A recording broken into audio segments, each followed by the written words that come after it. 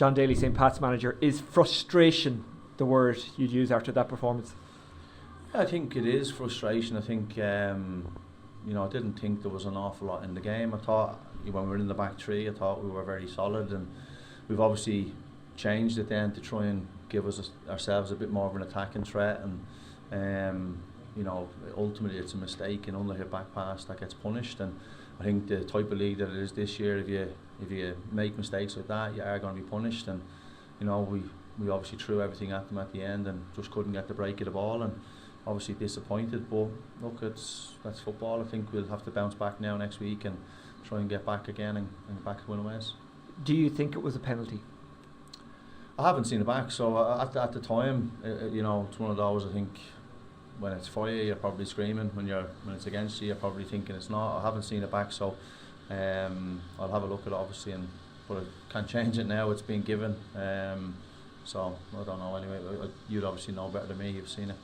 I've seen it back 5-6 times, and I still couldn't say with 100% certainty. No bias here, but I would go on the side if it wasn't. But look, that's just my opinion, and as you say, it doesn't matter. It was given, and that's it. Do you think he could have had a penalty because there was claims?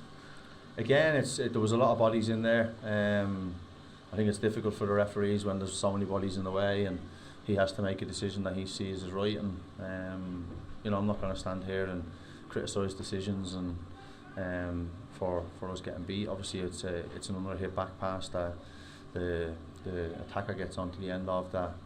Poses a question for the referee when Marcelo comes out. So no, we're obviously disappointed with it, but I thought we were very, very comfortable with it in the back three. I didn't feel like we were going to concede, but that being said, I thought we could have offered more in attack, and that's why we put the extra attacker on to try and give us more of an attacking threat.